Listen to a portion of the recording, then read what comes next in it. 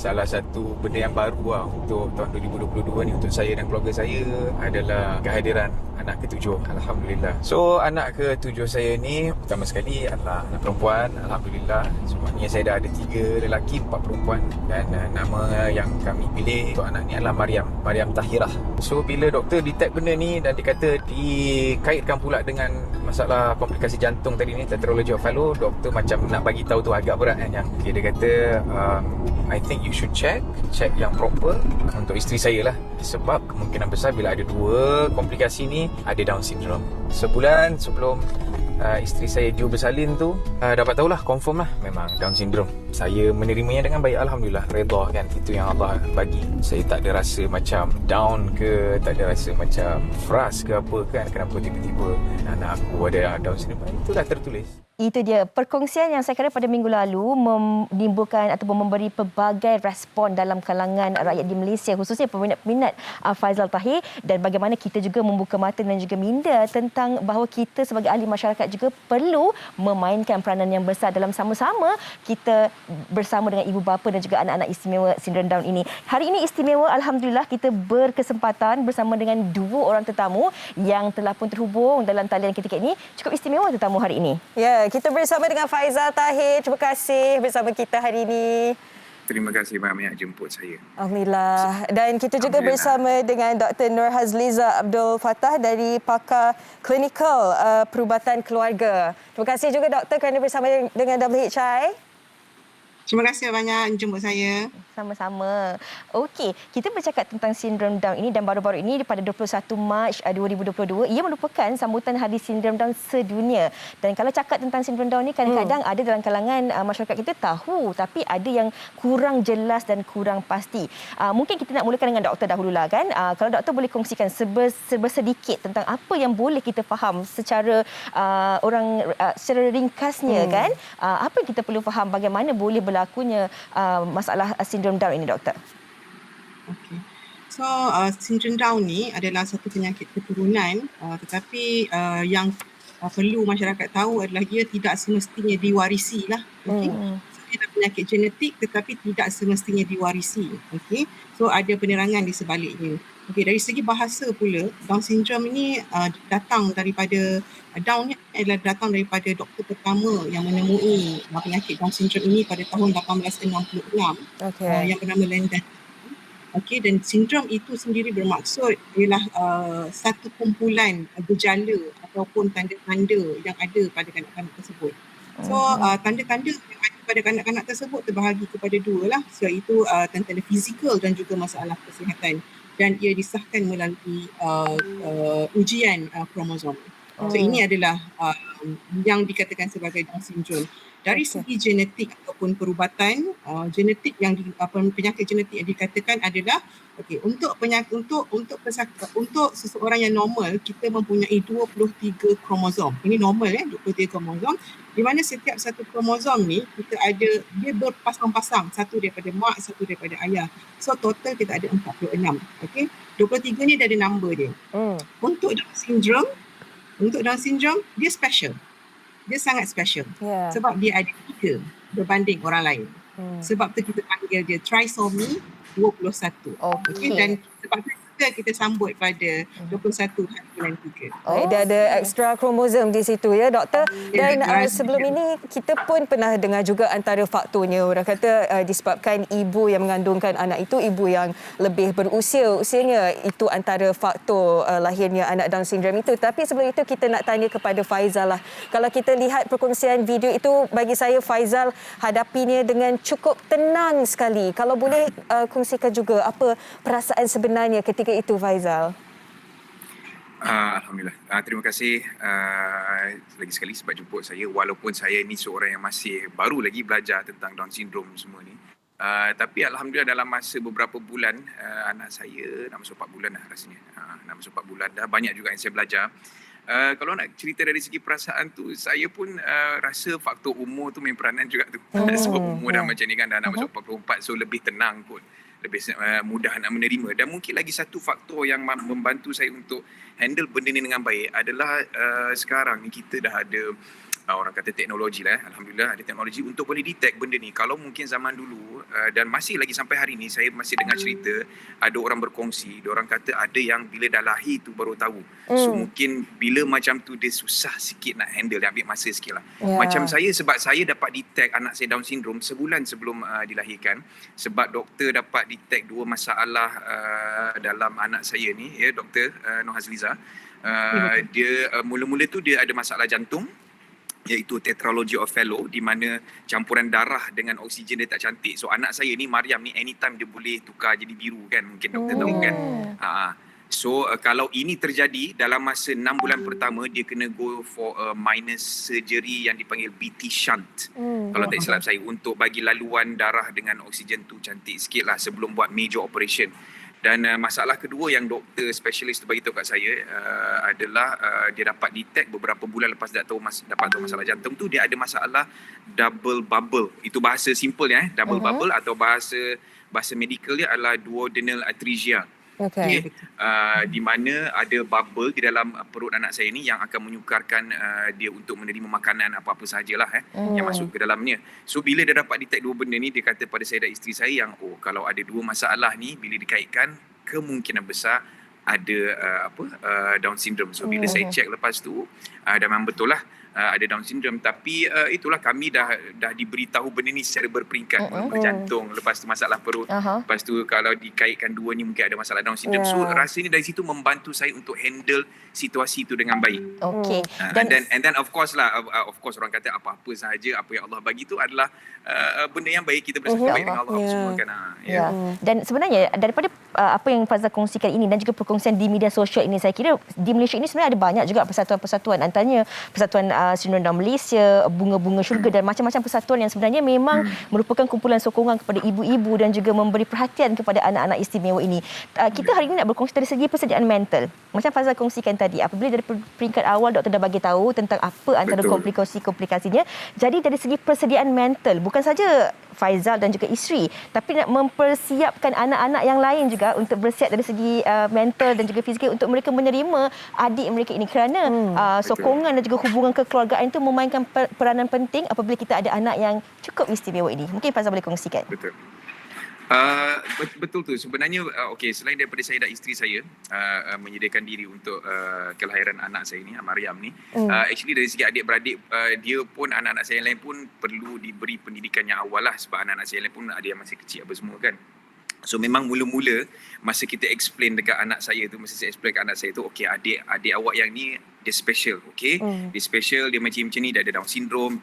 Kalau kita nak cerita technical terms dengan budak pun bukan dia faham sangat kan. So bila saya cakap macam ni, of course yang kecil-kecil tu tak berapa faham. So saya dia cakap kita kena layan anak ni, adik ni sama macam anak-anak lain, adik-beradik lain. In fact mungkin kena beri layanan yang lebih lagi, yang lebih baik lagi daripada yang sebelum ni. So pada saya benda tu makan masa, sebab macam mula-mula dapat bawa balik anak saya selepas sebulan juga tak dapat jumpa dia dekat hospital kan, sebab kena monitor lepas dia operate perut tu. Memang ada benda-benda yang macam benda yang memang kita sendiri kena bersedia bila kat luar, sebab tak semua orang ada knowledge tentang benda ni. Anak-anak saya macam, kenapa mata dia macam ni, kenapa tangan dia macam ni, macam tak berapa kuat macam baby lain, leher dia macam ni kan. Soalan-soalan macam tu lah yang kita kena handle. So pada saya that is an opportunity, satu peluang untuk saya, anak saya belajar benda-benda baru.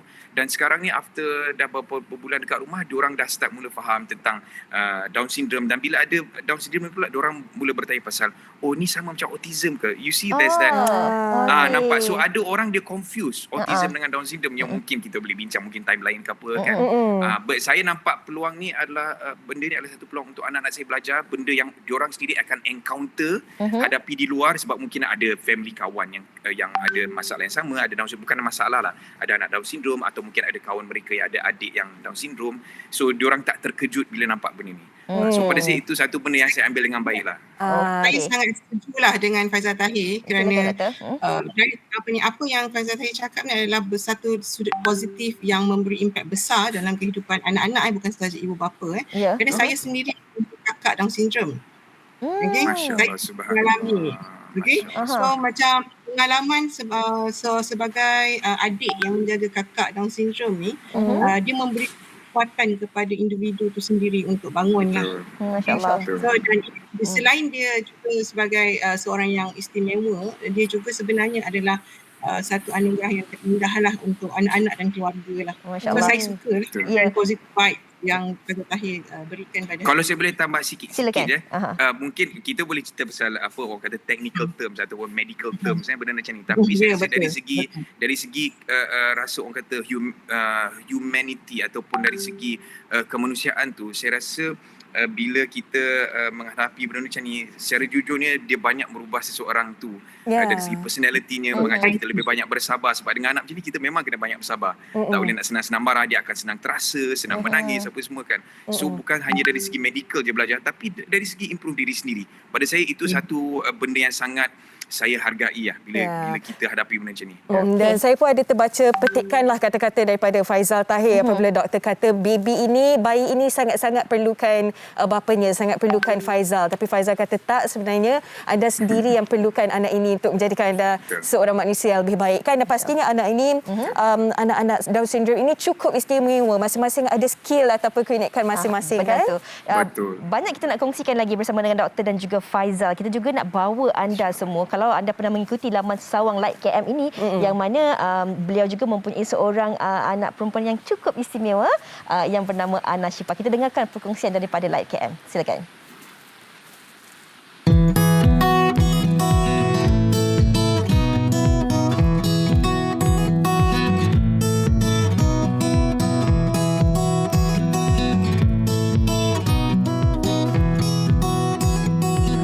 Pada ketika itu, saya terlepas membuat check up ini kerana saya telah pulang ke Malaysia bersama anak-anak saya yang lain.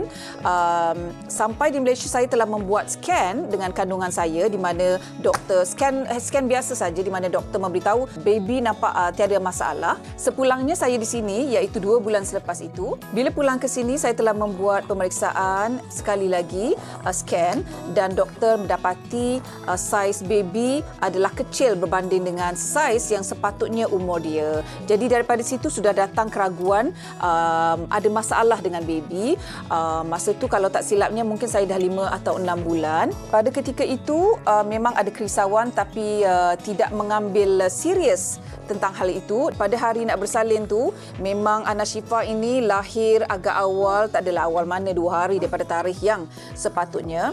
Dan tak sempat nak bius ke apa, Ana Syifa terus keluar. Dan pada dia lahir itulah kami dapati ada masalah dengan dia. Selepas 1 jam melahirkan Ana Syifa, doktor panggil, doktor kata Ana Syifa ni dia suspek ada Down syndrome sebab dia punya muscle tone tak ada, muscle tone dia very poor. Reaksi pada masa di hospital, mula-mula lagi bila doktor dah announce tu, rasa macam langit tu runtuh. Langit runtuh, ya Allah, sebab tidak disangka-sangkakan. Sangat terkejut dan tiada persiapan. Jadi selepas mendapat tahu yang Ana Syifa adalah diagnos dengan Down syndrome, jadi doktor pakar yang memberi rujukan kepada kami yang follow up dengan Ana Syifa ni, dia bagi semua step by step apa peringkat-peringkat yang perlu kami lakukan untuk tumbesaran Ana Syifa. Okey, saya cuba mendidik Ana Syifa ni tiada beza dengan anak-anak yang lain. Tiada keistimewaan macam contohnya, sebab dia macam ni so kita kena layan dia macam ni, ikutkan apa dia nak. Tak. Bagi saya tak buat macam tu. Saya layan dia seperti anak saya yang lain. Kalau nakal kena punish. Cuma bezanya dengan Ana Syifa ni, dia adalah anak yang istimewa ni, mereka memerlukan perhatian yang lebih daripada anak-anak biasa. Contohnya, mereka tidak boleh belajar sesuatu itu dengan sendirinya dan dengan cepat. Kalau kita biarkan anak seperti ini belajar seperti budak lain, dia akan lambat proses dia. Progress dia sangat lambat. Jadi apa yang kita boleh buat ialah kita bantu dia untuk percepatkan lagi progres dia. Bagi saya, kalau kita nak anak kita, anak istimewa kita membesar dengan jayanya, dengan progres yang sangat baik, kita berhenti melabelkan mereka dan kita anggap dia seperti budak biasa. Akan tetapi kita memerlukan usaha dan tenaga yang lebih daripada kita buat dengan anak-anak kita yang lain. Dan itulah yang saya, suami saya dan anak-anak saya buat untuk Ana Syifa ini. Anak-anak sudah biasa dan menerima realitinya, tapi cuba diorang heran sebab bagi mereka adik mereka ni tiada bezanya. Adik-beradik yang punya adik-beradik istimewa, bagi mereka cinta dan sayang mereka tiada melepasi segala-galanya sampai mereka tidak nampak kekurangan pada adik-beradik mereka yang istimewa itu. Sebenarnya bila mak ayah yang mempunyai anak istimewa ini apa yang saya rasa ya, pengalaman saya, bila mak ayah sudah redha, sudah gembira dan tiada masalah dengan anak istimewa ini, datang pula dugaan daripada orang luar yang menyukarkan perjalanan kita membesarkan anak-anak istimewa ini. Jalan yang senang, jalan yang pintas dan mahu seboleh-bolehnya tidak mahu anak istimewa, itu bakal kita lalui ya, atau ada masalah yang akan ditimbulkan. Jadi itu adalah antara dugaan bagi ibu bapa yang mempunyai anak istimewa ya. Ia bukan senang. Kita memerlukan semangat yang kuat ya untuk menghadapi dugaan-dugaan ini dan tidak membenarkan orang lain memijak kepala kita dengan menidakkan kita punya hak. Masya Allah, perkongsian yang cukup positif sekali ini yang kita naklah dalam kalangan ibu bapa dan juga buatkan kita orang sekeliling ni kita tahu bagaimana untuk sentiasa menyokong kita. Ini tanggungjawab kita juga sebagai ahli masyarakat untuk kita sama-sama cakna dan tahu tentang keadaan insan-insan lain sebenarnya. Dan doktor, saya pernah berjumpa dengan sekumpulan ibu bapa yang mempunyai anak-anak Down syndrome dan ada dalam kalangan mereka kongsikan rasa takut untuk mengandung lagi sekali kerana anak sulung sindrom Down dan takut kalau untuk melahirkan anak seterusnya mempunyai risiko yang sama. Jadi doktor, probabilitinya bagaimana? Okey. So ini antara satu soalan yang biasa diajukan kepada anggota perubatan ya. So seperti saya katakan tadi, okey, penyakit genetik ini adalah penyakit genetik yang keturunan tetapi tidak semestinya diwariskan atas sebab-sebab itu. Okey, suka untuk saya terangkan kenapa saya cakap begitu. Kerana penyakit genetik ni untuk Down syndrome, kenapa ia terjadi? Ia terbahagi kepada yang commonnya adalah tiga jenis lah, tiga cara genetiknya.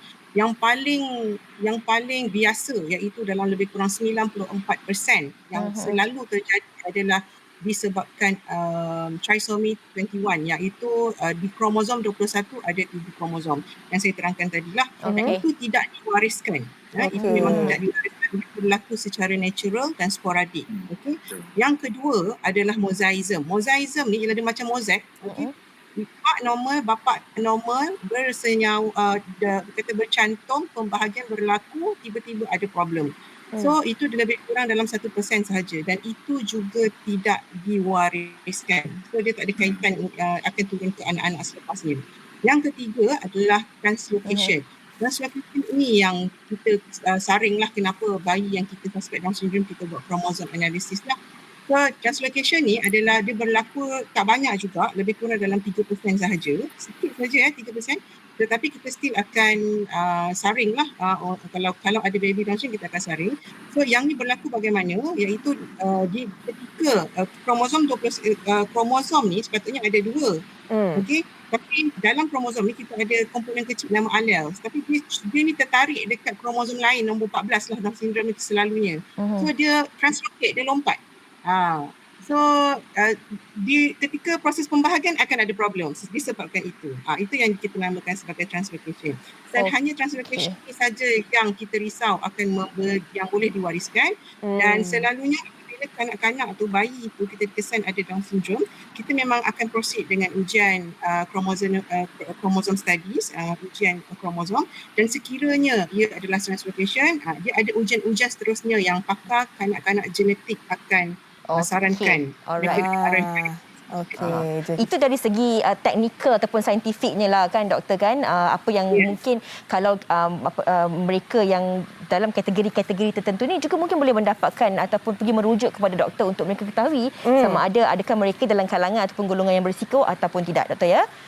Ya, betul. Okey. Dan kalau kita berbalik pada topik kita hari ini adalah tentang kepada persediaan mental ibu bapa dan juga pemulihan. Tadi Faizal dah kongsikan dari segi persediaan mental. Tapi pasti ada perancangan jangka masa panjang sebab doktor dah bagi tahu dah kondisi anak ini, bahawa anak ini mungkin ada penyakit yang sebegini. Kemudian apa peranan kita, persediaan. Faizal juga dah kongsikan dalam klip video di Instagram, bukan saja persediaan dari segi mental tetapi dari segi kewangannya. Jadi ini yang kita nak tahu, Faizal, dari segi perancangan untuk terus mendidik, membesarkan anak ini, apa yang anda lakukan? Apa dari segi pemulihannya? Apa yang telah anda rangkakan bersama dengan isteri dan juga keluarga?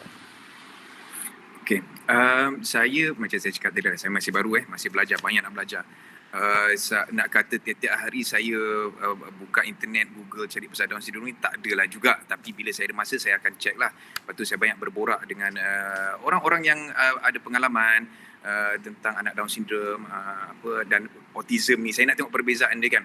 So macam saya sebenarnya, saya jenis cantik one day at a time kan. Orang kata satu langkah.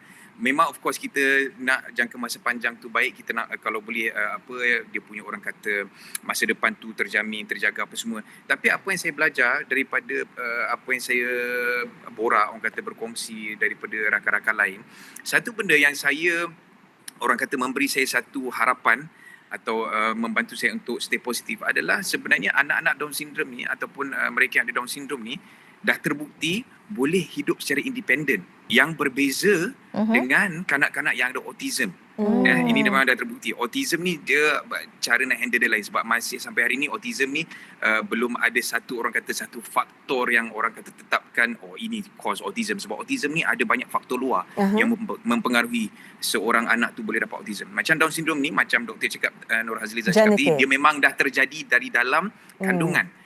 So sorry kalau saya sebut perkataan ni, bukan nak orang kata no disrespect kecacatan yang kita biasa dengar.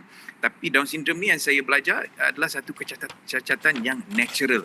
Yang natural, yang tak ada faktor luar. Dah ada dari zaman dulu. Autism ni mungkin satu benda yang baru, kita masih study kenapa jadi macam ni apa semua. Okey, kita tinggalkan tu. Tapi pada saya, apa yang saya lakukan hari ni, sampai ke hari ini, satu benda saya tak pasti sama ada benda ni dia di apa orang kata dia ajar oleh doktor lain ke apa ke, tapi saya banyak membaca Quran sebenarnya, dan dia punya respons tu sangat baik kepada saya bila saya baca Quran.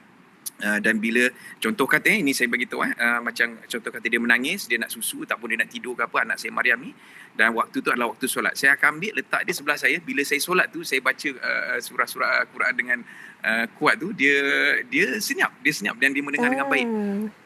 So setakat ini itu satu orang kata, mungkin saya boleh kata method yang saya lakukan, sebab kita pun tahu benda ini daripada Allah dan Allah sahaja yang ada jawapan kepada benda macam ni. So saya rasa kalau saya boleh stimulate anak saya ni Maryam dengan bacaan Al-Quran, saya yakin bahawa kalau dengan mendengar bacaan sahaja dia boleh react, dia banyak bersuara bila dengar orang baca Al-Quran ni. So saya pasti ada banyak cara lain yang boleh saya explore untuk bagi anak saya ni develop dengan baik seperti anak lain. Macam tadi Puan Shikin dia cakap sekarang ni pun dah ada banyak cara dan banyak kata badan yang boleh membantu dalam pendidikan ataupun pembesaran anak Down syndrome ni. So saya tak adalah risau manis sangat. Dan apa yang dilakukan oleh Faizal seperti tadi kan, baca ayat Al-Quran, bukan sahaja terapi untuk Maryam Tahirah, terapi untuk Faizal sendiri juga. Dan sebelum kita bersama dengan doktor, kita nak kongsikan kepada anda tentang adik Alia yang sekarang ini bekerja sebagai seorang pengasuh. Jom kita saksikan perkongsian ini.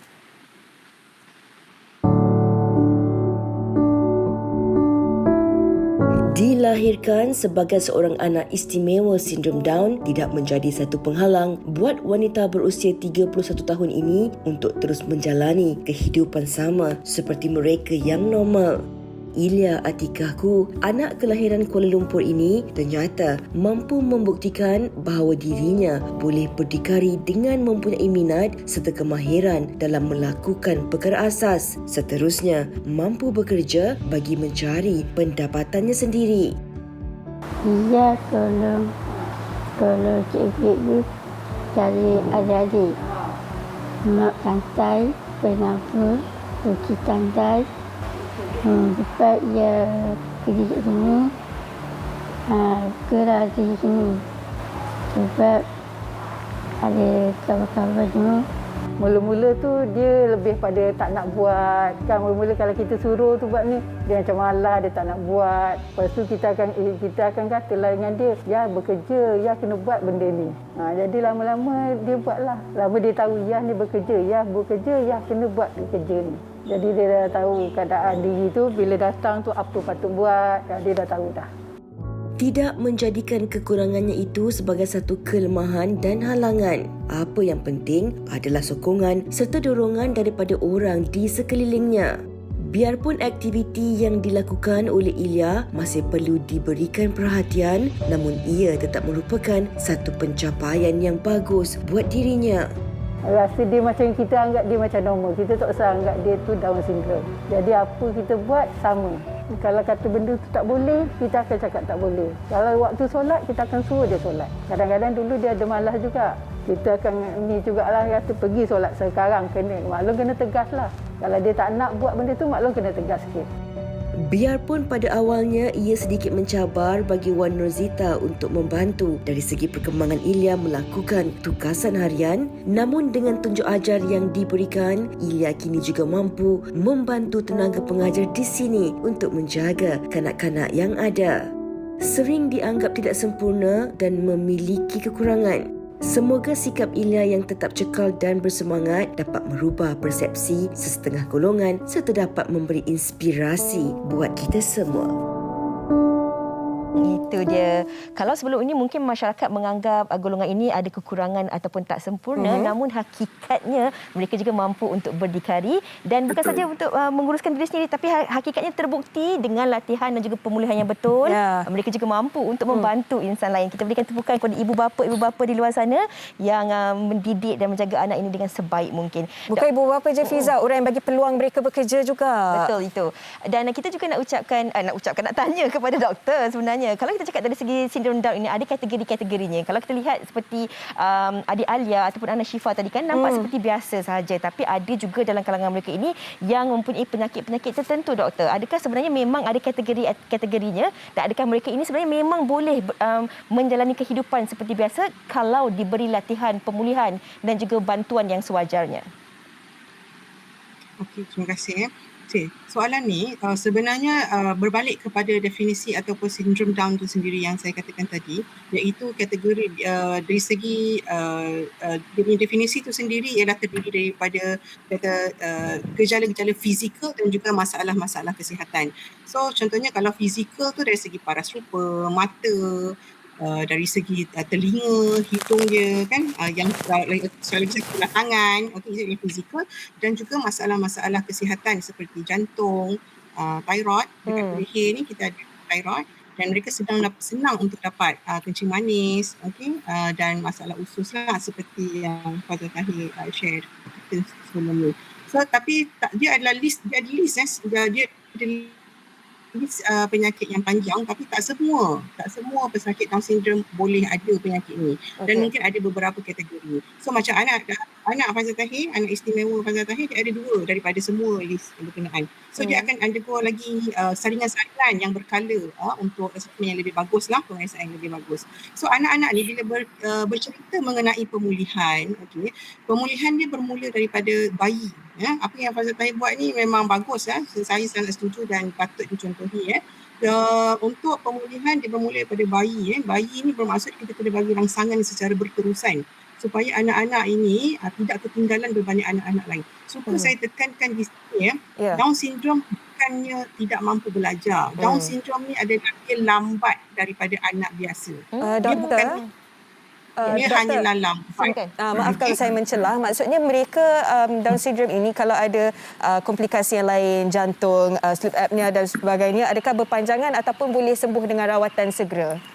Okey, mengikut kategori apa penyakit yang seseorang kanak-kanak Down syndrome itu kena. Contohnya kalau jantung dan penyakit jantung itu boleh dirawat oleh pakar kanak-kanak surgery dan sekiranya kita lakukan pembedahan dan dia tertutup dan cantik tanpa komplikasi, dan kanak-kanak itu boleh hidup dengan baik. Okey. Dan doktor dah terangkan dari itu salah satu contoh. Ya, doktor dah terangkan dari segi kategori-kategorinya dan juga bagaimana sebenarnya langkah pemulihan itu harus dijalankan seawal usia bayi lagi, doktor ya? Ya, betul. Okey. Dan ada ya. Ya, doktor? Okey, so selain daripada usia-usia bayi, okey, bayi itu dari segi stimulation untuk tumbuhsaran seterusnya lah. Daripada segi persekolahan, okey, persekolahan selepas 5 tahun. So kita galakkan selalunya apabila pesakit-pesakit ini terus bersama dengan tim perubatan, kita akan salurkan kepada tim perubatan tu merangkumi terapi cara kerja, pertuturan, fisioterapi, NGO dan juga Jabatan Kebajikan Masyarakat lah. So selepas kita akan halakan kepada Jabatan Pendidikan jugalah. Di situ kita akan bantu ibu bapa dan anak-anak ini. Baiklah, Masya Allah. Saya kira itu satu rumusan yang cukup lengkap daripada doktor sendiri berkaitan topik kita pada hari ini. Dan sedikit kalau kita nak dengarkan daripada Faizal Tahir ini, bagaimana sebenarnya apa yang dikongsikan oleh Faizal, biarpun ramai dalam kalangan ibu bapa yang mempunyai anak-anak sindrom Down ini, tapi kadang-kadang mereka tak ada kekuatan untuk bangkit, untuk keluar, untuk kongsikan tentang keadaan ini. Apa yang nak kita kongsikan bersama dengan penonton-penonton kita untuk terus kekal positif, dan masyarakat bagaimana juga patut memainkan peranan untuk bersama-sama menjaga anak-anak istimewa ini. Tak kisahlah sama ada sindrom Down, autism ataupun apa saja yang mereka alami. Silakan Faizal. Okey, pada saya of course nombor satu adalah bila berjadi benda macam ni kita kena ada knowledge lah. Bila kita tak ada knowledge tu yang kita panik tu, yang kita tak tahu nak buat apa kan. So knowledge itu penting. Selain daripada knowledge, daripada ilmu, of course lah kita tak tahu kan, mak bapak tak tahu bila dia akan tiba-tiba diuji ataupun diberikan satu kelebihan ni yang tak semua orang diberi. Saya rasa kita kena ambil serius tentang apa orang kata check up awal. Check up awal bila isteri tu ataupun ibu tu mengandung, dia kena check up awal, buat proper punya scan apa semua. Sebab kalau nak ceritakan, saya cerita sikit anak-anak saya sebelum ni, 6 orang sebelum ni, saya tak pernah buat pun detail scan, buat scan biasa. Alhamdulillah semua keluar dengan baik. Tiba-tiba anak saya yang ketujuh ni orang kata terdetik hati tu, Allah bagi detik kat hati tu nak buat scan orang panggil doktor panggil dia macam more detail scan detail scan orang panggil kan, detail scan. So dari detail scan tu lah dapat detect benda macam ni. So benda-benda macam ni penting, jangan ambil sambil lewa. And at the end of the day, walau macam mana pun pada saya lah, kita yang beragama Islam lah khususnya, apa-apa pun yang diberikan tu pasti ada kebaikan, selalu bersangka baik dengan apa yang Allah berikan, apa semua tu mesti ada benda yang baik, dan mesti ada benda yang Allah nak kita belajar daripada apa yang diberikan. Dan pada saya macam doktor cakap tadi, Puan Shikin Supian tadi kata, sebagai seorang ibu ataupun bapa yang ada anak istimewa ni, of course banyak bersabar, dan kita kena lagi banyak spend time tu. Maksud saya spend time macam contoh kata dengan anak saya lain, mungkin saya boleh kurangkan sikit waktu bercakap dengan diorang, saya boleh relax sikit, berehat. Tapi dengan anak saya ni, saya memang kalau saya balik rumah daripada kerja, kalau saya tak mengaji, saya bercakap je dengan dia untuk stimulate dia punya orang kata apa, dia punya development tu kan. Dia punya development apa semua. Sebab mungkin macam tadi Puan Shikin cakap, doktor cakap anak Down syndrome ni dia lambat sikit pembelajaran dia. Saya rasa doktor kalau tak silap saya, dari segi tumbesaran fizikal pun agak lambat sikit kan, betul kan? Anak Down syndrome ni. So kena banyak bersabar dengan situ. Dan macam mana nak buat adalah kita just kena spend a lot of time, banyak bagi dia stimulate dari segi fizikal dia, badan dia, dan juga dari segi pertuturan dan juga dia punya minda. Okey, baiklah. Terima kasih banyak-banyak di atas perkongsian itu. Maaf sangat kerana masa begitu mencemburui kita. Terima kasih banyak-banyak kita ucapkan kepada kedua-dua tetamu kita atas perkongsian yang banyak. Saya kira diharapkan dapat memberi manfaat berguna kepada semua penonton dan juga rakyat Malaysia. Kita terima kasih. Sama-sama. Kita nak berehat dahulu. Banyak lagi kita akan bawakan di WHI. Kita rehat dulu seketika, kembali lagi selepas ini.